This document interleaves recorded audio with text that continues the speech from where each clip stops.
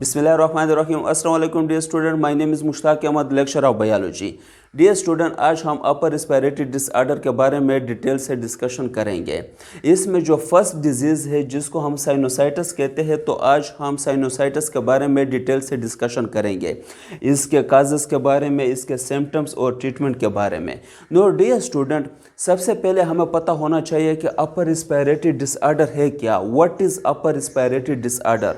यहाँ पर बहुत सारे स्टूडेंट कंफ्यूज रहते हैं। नो डियर स्टूडेंट, जब हम सांस लेते हैं तो एयर हमारी बॉडी में इंटर होती है, लेकिन एयर जिस स्पेसिफिक रास्ते के थ्रू इंटर होती है उस स्पेसिफिक रास्ते को हम क्या कहते हैं?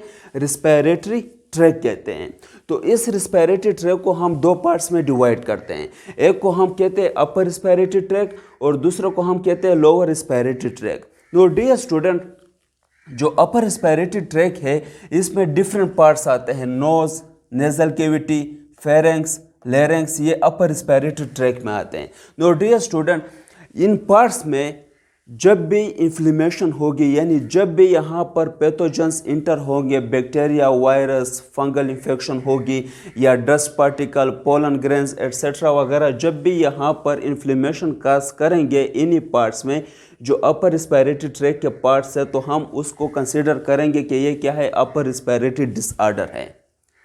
क्लियर? नो डियर स्टूडेंट, जो फर्स्ट डिसऑर्डर है, जो फर्स्ट डिजीज़ है अपर रिस्पिरेटरी डिसऑर्डर की, उसको हम कहते हैं sinusitis. Now dear student, sinusitis जो है is the combination of two words. One is sinus, one is sinus. Sinus means cavity, sinus means cavity, and itis means inflammation, inflammation. Now dear student, जो sinusitis है is a combination of two words. One is sinus means cavity and itis means inflammation. इसका क्या मतलब है?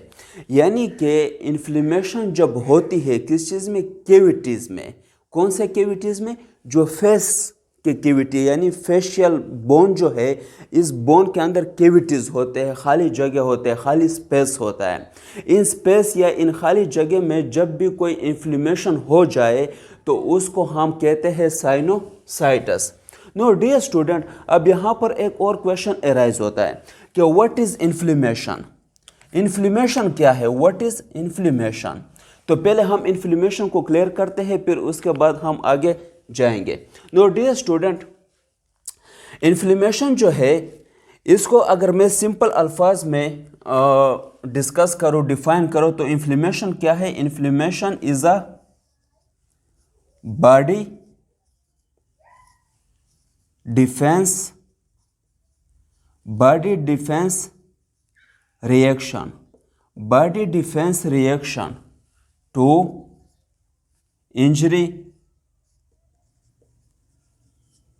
Injury, dust particle, pollen or any other allergic particle की वजह से जब भी हमारी बॉडी डिफेंसिव रिएक्शन करती है, यानी रिस्पांस करती है, इस प्रोसेस को हम कहते हैं इन्फ्लेमेशन। असल में ये प्रोसेस जो होता है, ये जहाँ पर पैथोजेंस आते हैं, जहाँ पर वायरस, बैक्टीरिया आते हैं, या जहाँ पर डस्ट पार्टिकल या पोलन ग्रेन्स आते हैं, जो भी पार्टिकल जो हमारी बॉडी को नुकसान पहुंचाती है, तो उसके रिस्पांस में जब हमारी बॉडी का इम्यूनो सिस्टम रिएक्शन करता है, इनके साथ फाइट करता है, तो इस प्रोसेस को हम कहते हैं inflammation. Now dear student, inflammation of nasal sinuses, nasal sinuses का इन्फ्लेमेशन होना। अब यहाँ पर क्वेश्चन अराइज होता है कि ये नेजल साइनोसिस होता कहाँ पर है? तो बेसिकली हमारी जो फेशियल बोन है, तो इस फेशियल बोन के अंदर कैविटीज़ होते हैं, सही है, सुराख होते हैं, खाली जगह होता है, खाली स्पेस होता है, इसको हम कहते हैं साइनोसिस। जिस तरह पहले मैंने कहा कि साइनो मीन कैविटी, तो इन कैविटी के अंदर जब क्या होता है? इन्फ्लेमेशन होता है, तो उसको हम क्या कहते हैं? साइनोसाइटिस कहते हैं। यानी पहले जिस तरह मैंने कहा कि यहाँ पर इन कैविटीज़ के अंदर जैसे ही पैथोजेंस आते हैं, बैक्टीरिया, फंजाई, वायरस या डस्ट पार्टिकल, पोलन्स एक्सेट्रा आते हैं तो यहाँ पर फाइट होती है between immuno system and pathogens. तो इस फाइट के प्रोसेस में क्या हो जाता है, इन्फ्लेमेशन हो जाता है। इन्फ्लेमेशन यानी यहाँ पर रेडनेस काज हो जाती है, स्वेलिंग होती है, बाकी जो है हम सिम्टम्स में डिस्कस करेंगे। नो डियर स्टूडेंट, अब हम आते हैं इसके काजेस के बारे में। तो काजेस में जो मेनली काज करते हैं वो क्या है, bacteria, virus, dust particle, fungal infection, allergen, वो पार्टिकल जो एलर्जी काज करते हैं, पोलन वगैरह। Pollen is the reproductive structure of A plant. और ड्राइनेस, ड्राइनेस यानी कि खुश्क इन्वायरमेंट, मोस्टली या तो इन्वायरमेंट खुश्क हो तो इस टाइम पे ये बहुत ज़्यादा ये इन्फ्लेमेशन होती है।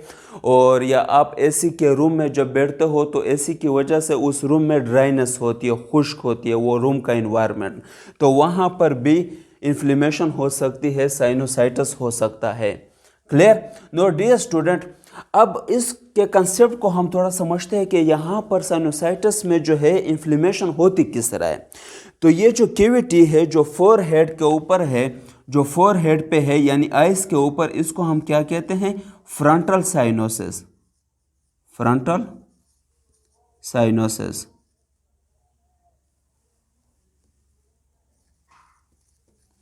और यहां पर जो नोज के साइड पे है इसको हम क्या कहते हैं, maxillary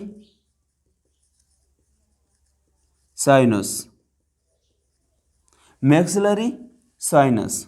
okay. Now dear student, वैसे होते हैं कैविटी ज़्यादा, लेकिन एफएसए लेवल पर हम ये 2 पेयर ऑफ कैविटी डिस्कस करते हैं। अब यहाँ पर होता क्या है, बेसिकली यहाँ पर इन्फ्लेमेशन होती किस तरह है, अब इस कंसेप्ट को अब हम समझेंगे। नो डियर स्टूडेंट, मैं इस कैविटी को क्या करता हूँ, जूम आउट करता हूँ, थोड़ा इसके साइज को मैं बड़ा करता हूँ तो आपको आसानी से समझ आएगी। Now dear student, for example ये क्या है, ये कैविटी है।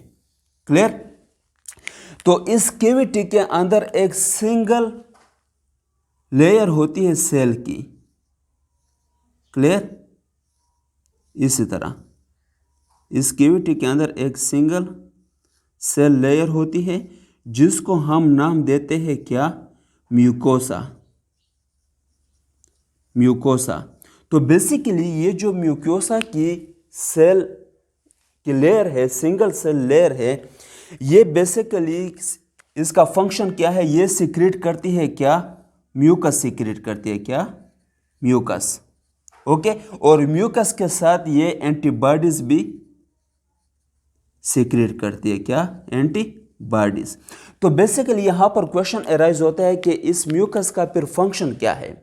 ये म्यूकस जो है हमारे बॉडी में जितने भी हार्मफुल पार्टिकल आते हैं, बैक्टीरिया, फंजाई, हार्मफुल पार्टिकल या डस्ट, पोलन ग्रेन जो है, ये जो हमारे बॉडी में इंटर होते हैं, तो ये म्यूकस जो है ये इन पार्टिकल को क्या करती है, ट्रैप करती है, पकड़ती है, हमारे बॉडी में अंदर जाने नहीं देती। तो जब ये इन पार्टिकल को यानी ये फंजाई वगैरह को, बैक्टीरिया को, वायरस को यहाँ पर ये ट्रैप करती है, तो इसके रिजल्ट में ये जो एंटीबॉडीज है ये इसके साथ फाइट शुरू कर देती हैं।